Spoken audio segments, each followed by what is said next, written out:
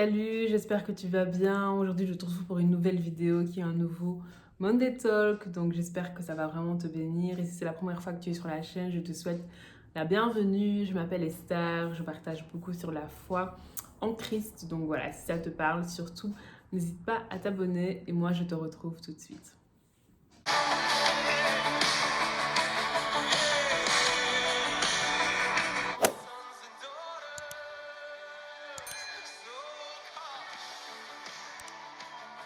Alors, comme tu le vois dans le titre, aujourd'hui, la vidéo va parler de mariage.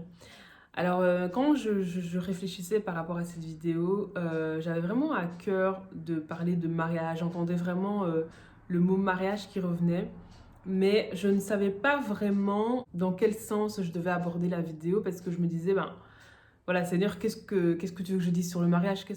Et tout à l'heure, durant un temps de prière que j'ai eu, le Saint-Esprit a vraiment commencé à me parler et à me faire comprendre en fait que le sujet de cette vidéo, c'était pas le mariage entre un homme et une femme, mais que c'était le mariage entre Christ et son épouse en fait, entre Christ et son église, entre l'époux et l'épouse. Et j'ai rajouté le mot tromperie parce que durant ce moment, c'est comme si le Seigneur me faisait comprendre à quel point beaucoup de gens sont dans la tromperie, sont dans l'adultère par rapport à leur relation avec Dieu. C'est comme si en fait énormément de personnes sont censées être des enfants de Dieu, sont censées servir Dieu, sont censées faire la volonté de Dieu dans leur vie. Quand on regarde avec plus d'attention dans leur vie, on se rend compte que dans leur vie, il y a aussi bien les choses de Dieu que les choses du monde. Il y a aussi bien les choses de Dieu que les choses du diable en fait. Et c'est vraiment ce que je ressentais très fort en fait durant ce moment de prière que j'ai eu. Et c'était vraiment incroyable parce que c'est comme si je sentais en fait à quel point ça faisait mal en fait au cœur de Dieu qu'il y ait des personnes comme ça qui sont censées être des enfants de Dieu mais qui ne reflètent pas du tout en fait ce que Dieu attend de nous. Cette phrase en fait que j'entends souvent de la part de prédicateurs anglophones, la phrase ça dit Is what you are living for worth what Jesus died for? Et en gros ça veut dire en fait est-ce que ce pourquoi tu vis ça vaut la peine par rapport à ce pourquoi Jésus est mort? On pourrait carrément dire, est-ce que ce pourquoi tu vis, est-ce que ta façon de vivre, est-ce que ton style de vie est digne en fait de ce pourquoi Jésus-Christ est mort?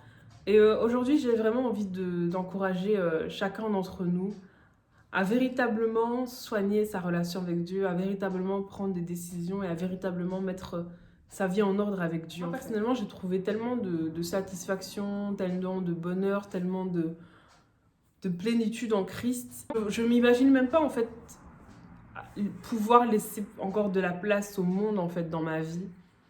Et des fois je me demande mais qu'est-ce que certaines personnes ont découvert dans le monde au point que ça prenne autant de place dans leur vie en fait? Qu'est-ce que certaines personnes ont découvert dans le monde? Qu'est-ce que certaines personnes vivent dans le monde qui est tellement attirant, qui est tellement intéressant au point qu'ils n'arrivent pas en fait à être à fond dans les choses de Dieu, à être à fond en Christ. Et aujourd'hui en fait j'ai eu la réflexion dans l'autre sens et je me suis dit que certainement en fait le problème c'est que les gens n'ont pas assez goûté à Christ en fait. Les gens n'ont pas été assez saisis par Christ parce que quand on est vraiment saisi par Christ, quand on est vraiment touché par Christ, quand on est vraiment embrasé par l'amour de Dieu, ça embrase en fait toutes les choses du monde, ça embrase en fait toutes les choses qui n'ont rien à faire dans nos vies, ça embrase en fait toutes ces choses en fait que le monde veut vendre et nous faire croire que ce sont des bonnes choses. Et j'aimerais vraiment t'encourager vraiment à soupirer en fait,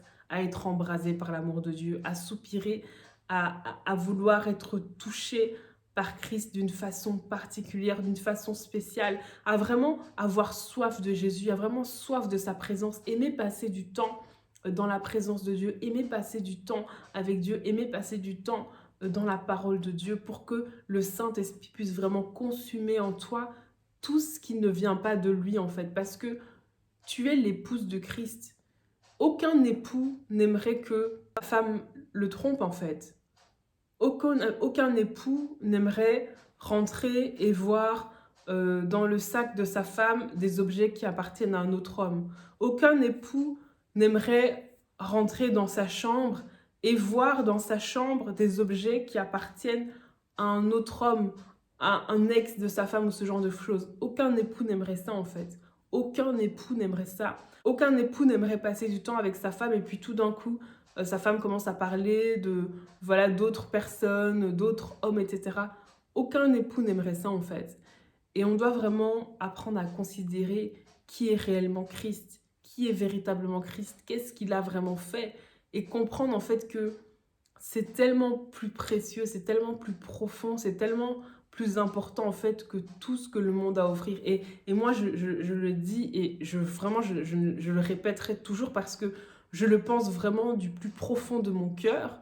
Le monde n'a rien à nous offrir. En tout cas, moi personnellement, je sais que le monde n'a absolument rien à m'offrir. Le monde n'a absolument rien à m'offrir. Je ne peux pas trouver un contentement dans les choses du monde en fait. Je ne peux pas être satisfaite par ces choses-là. C'est pas possible en fait. Ça n'a absolument rien à m'offrir. Et que tu sois de ceux qui disent que non, le monde n'a rien à m'offrir, ce que je veux, c'est Christ. Voilà, j'espère vraiment que cette vidéo t'a béni, qu'elle t'a touché, voilà, qu'elle t'a permis de, voilà, d'y voir un petit peu plus clair, de poser peut-être certaines actions. En tout cas, je te remercie d'avoir suivi cette vidéo jusqu'au bout. Et moi, je te retrouve très vite pour une prochaine vidéo. Nous continuerons à le chanter.